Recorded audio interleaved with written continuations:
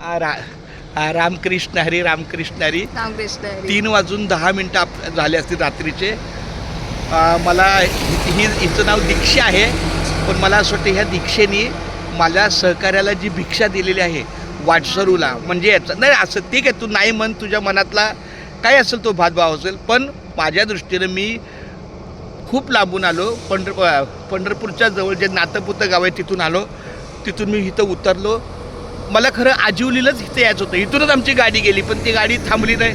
त्यांनी जेन पिटीला मला वाटलं तो हायवेला असं काय नाही, पण ह्या माझ्या बाळाने मी हात केला त्या पळसपेठच्या ब्रिजच्या खाली. तर मोठ्या विश्वासानं आणि काय माहिती हिच्या आईवडिलांचा आशीर्वाद असेल, संस्कार असेल, पण हिने गाडी थांबवली, पुढे गेली. परत मला न्यायला ती उलटी गाडी आली आणि अशा प्रकारे तिने मला पळसपे फाटा ते आजिवली गाव या ठिकाणी मला सोडलेलं आहे.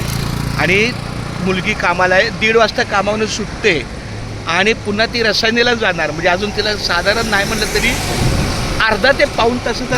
15 मिनिट. ओके, चल, चांगली गोष्ट आहे, खूप चांगलं आहे. माझ्या बाळा रामकृष्णाने मी माझ्या पांडुरंगाच्या चरणी आमच्या दीक्षेसाठी आशीर्वाद देतो की असं तिला चांगल्या विचारानं तिचं आयुष्य पुढे जावं, तिच्या मंगल कार्याला तिला चांगला जोडीदार मिळावा.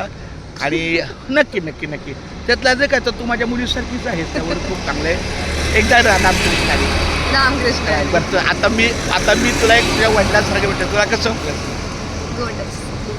Thank you so. God bless you. Ramkrishna Hari बोल. रामकृष्ण हरी. रामकृष्ण हरी. क्या बात आहे, रामकृष्ण हरी.